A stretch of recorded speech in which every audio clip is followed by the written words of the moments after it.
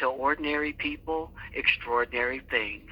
The radio station, the podcast station, the event, if you will, that we have to kind of educate people about the LGBTQ community so that we can bring down the barriers and we can set the minds and hearts of people at ease, especially when you might think that your son or daughter might be gay, or you might be gay and you're wondering how can you share it with your family. We're trying to get the word out to expand the consciousness of the world so that we can find greater acceptance and live our lives in the full truth of our lives. Tonight we have Jean here with us. Hi, Jean. How are you? Hi, Dr. Matthew. How are you? I'm fine. I want to ask you a few questions. I won't hold you too long. I might keep you here all day. I don't know. But I do have a few questions for you. Okay. Some people that are young and gay now, these days, they don't have a clue of what it was like years ago to identify as a lesbian or gay person. Can you give us a notion of maybe how old you are and what years you grew up? Share that with us so they can see the span of your life, that how valid your discussion is in terms of getting an understanding of where we came from as gay people and where we are now. Can you give us a little story about your early years? Would you want to know how old I am now? Yes. I'm a happy 82. Okay. So when you first found out that you were a lesbian, was that a while back or what? Oh, it was a while back. I had been married. I got married, and I had 2 kids. And after my daughter was around 12, I think it was. But my kids were 9 years apart. Anyway, my husband and I, we divorced, and he went on his way, and I went on my way. And I started playing baseball with these girls. I was I like these girls here playing ball. So anyway, I started hanging around the girls, and I was in my early 20s, maybe my late 20s. And I've been in the life ever since. Wow. So we're talking probably about 50 or 60 years you've been in the life. So you've seen a lot. Yes. And I was going to this church where I grew up at, and then I met my partner then, and we decided to get married. And my mother had a fit.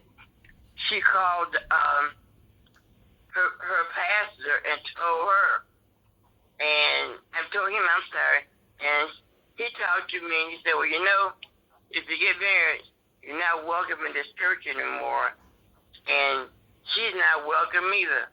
I said, fine, thank you, bye. And I told Mom she was wrong for that. She had no business calling him because he wasn't going to change my mind.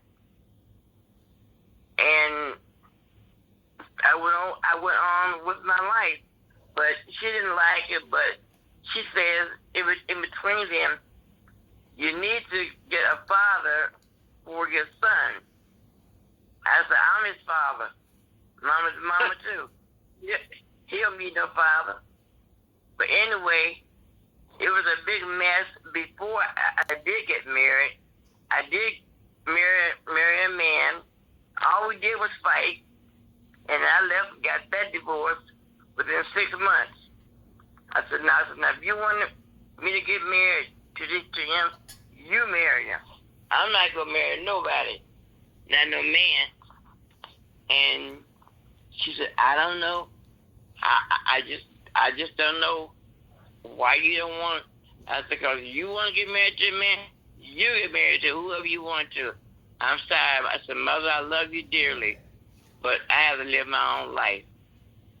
I have to live my own life. I can't live how you want me to live. So finally she accepted it, and she left me alone, and I went on about my life. And my kids, they accepted it, but they didn't like it. They didn't like it. My daughter would come home from school. She was on 12, 13. Those girls in school, they say, "You funny." I say, "I am funny. Don't you see me laughing all the time? Being happy. I'm just as gay and happy as I want to be. And funny? Yes, I'm funny." She said, "Oh." So after that, she didn't say anything else about it. If anybody said anything, yeah, my mama's funny, 'cause she's laughing all the time. She's happy all the time. Is your mama happy? Huh. Hey.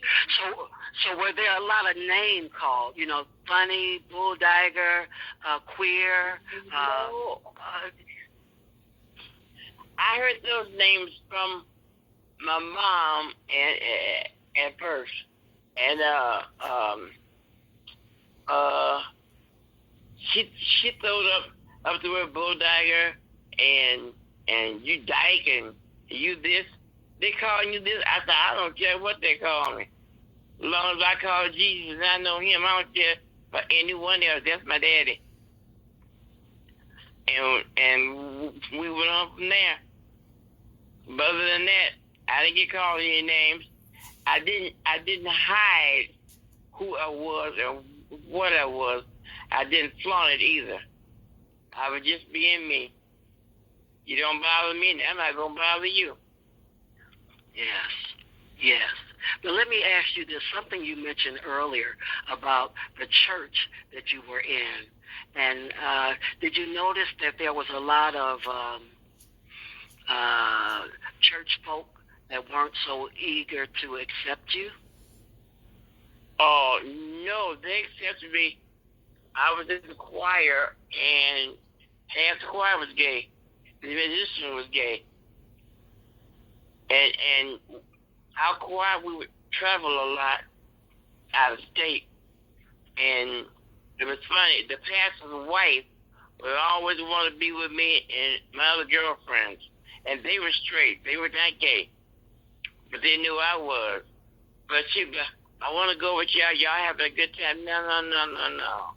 You cannot hang around me or with me. You going to hang with the other church folks over there. So, no.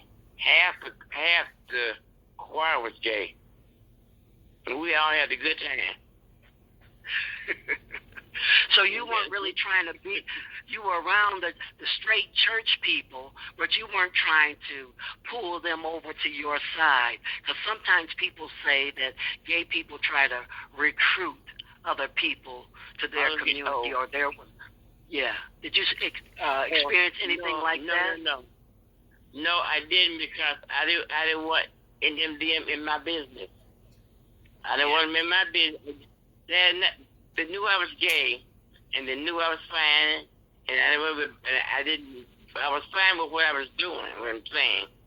And there was two girls in our choir. They were sisters, and we always ran together, but they were not gay. They were straight as an arrow. But we were very close. We were very close. You know, and then it's kind of funny. My ex-husband came over after I had divorced him, and came to church, wanted to see me. My choir members told him, "No, you can't see her. Why you want to see her? She didn't want to see you."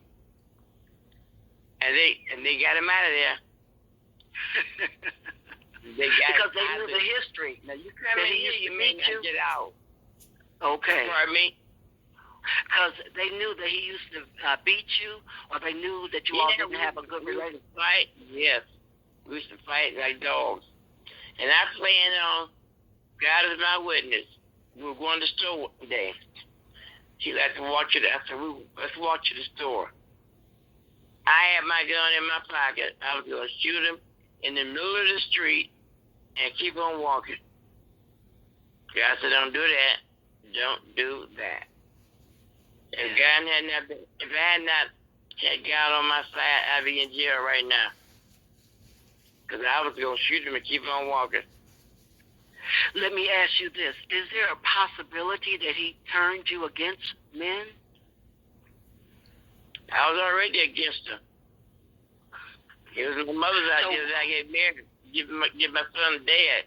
He wasn't a dad to my son. My son wanted to shoot him.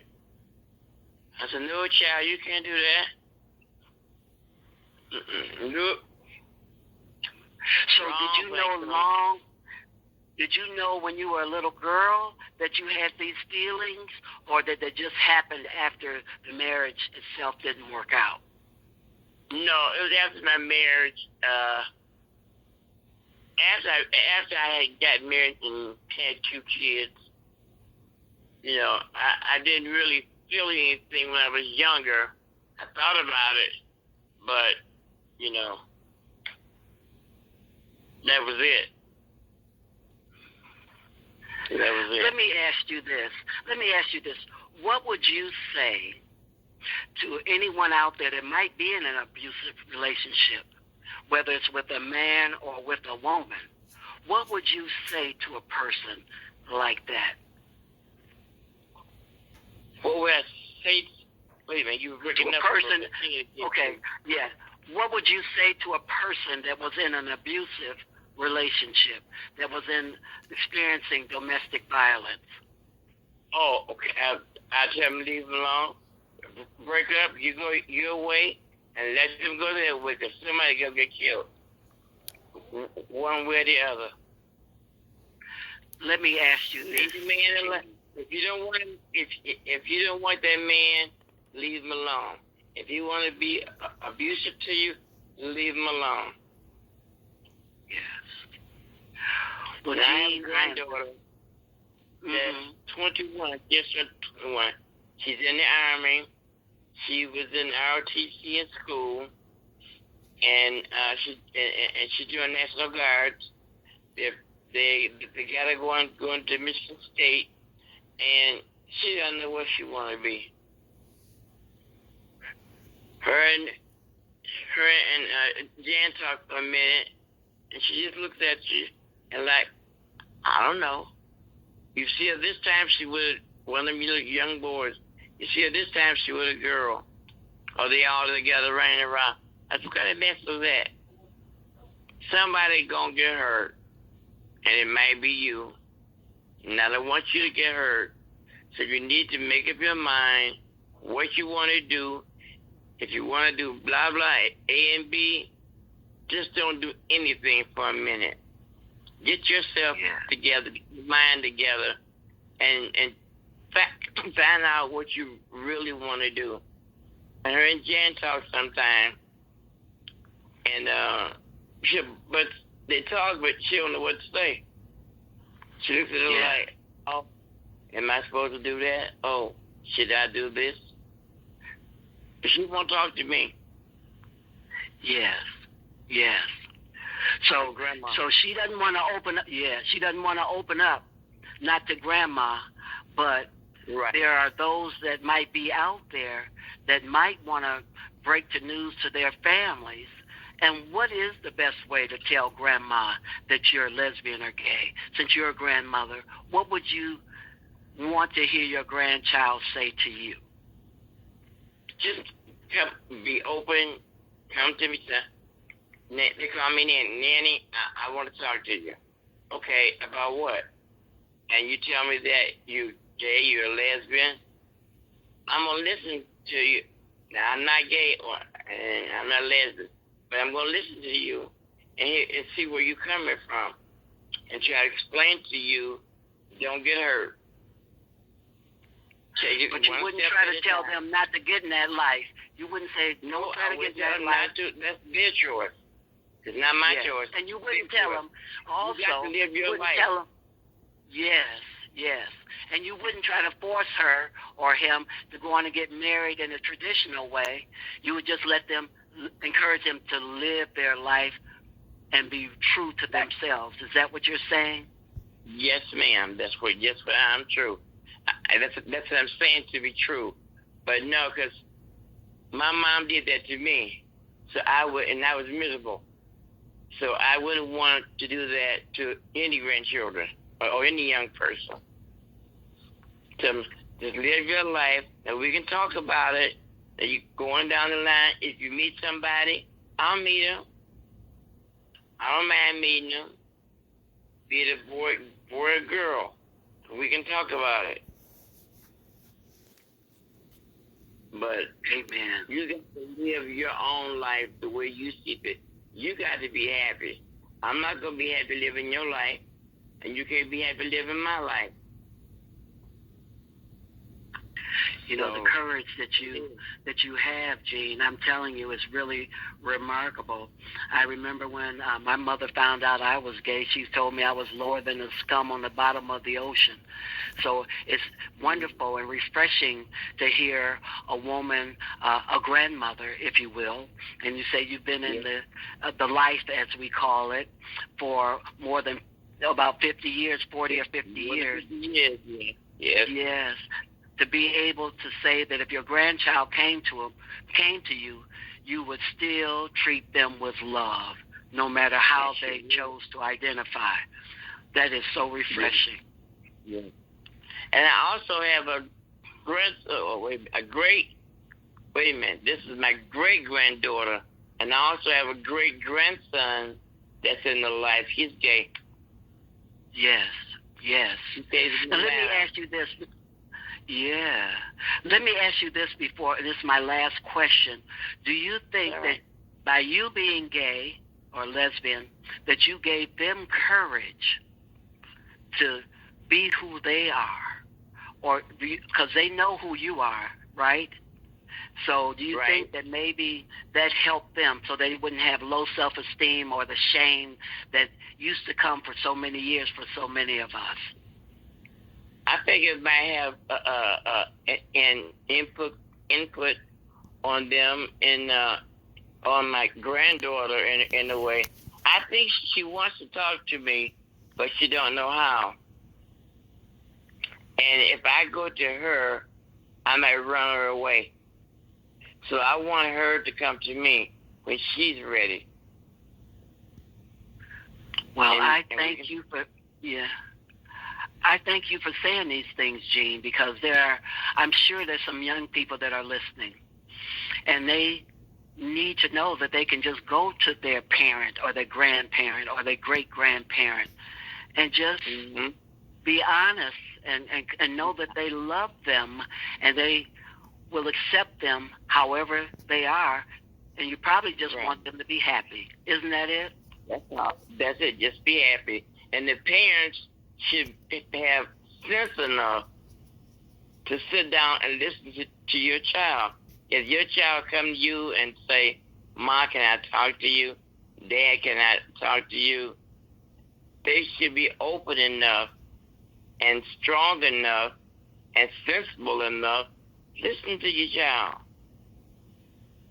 That's all they got to just listen. If they don't like what they're saying, that's okay. But they got to live their life. You don't live yours. However old you are, you don't live yours, mom and dad. Let your child live your life. That way we won't have all these young folks trying to commit suicide and trying to just get anybody and get beat to death. That's not good. That's not good. No. Let me ask, since you mentioned that beat to death, if two women got together or two men got together and the relationship became abusive, what would you say to them? Bye. Okay. Because that's what you did with your straight relationship, and you are not condoning it for straight or gay. You're not saying live with it, just don't settle for it. No, because you don't have to. You don't have to. Number one, you got God on your side. He's your leader. Talk to him. Get in touch with him. Stay with him. That's your daddy right there. And that just all you got to do is listen. Just listen. Because he will tell you what to do. Well, But Gene, no, I wouldn't condone any abuse relationship because you don't have to be bothered with that. I appreciate these precious moments that we've had talking today. And I just want to encourage you and say you're a blessing to our community, to be one who would accept their grandson or their granddaughter with love, even though they were same gender loving young people themselves. I thank you for being with us, and I wish you Godspeed, and we just really appreciate you, and we look forward to seeing you one day again soon. Thank you, Gene. Thank you. I really appreciate you as well, being the pastor of Whosoever Ministry UCC.